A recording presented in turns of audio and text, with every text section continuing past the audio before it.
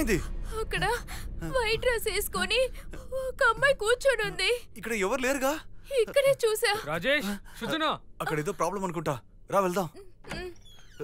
రేయ్, ఏంట్రా మీరందరూ ఇక్కడ కూర్చొని ఏం చేస్తున్నారు? తనేమో ఇష్టానికి ఏదో చెప్తుంది.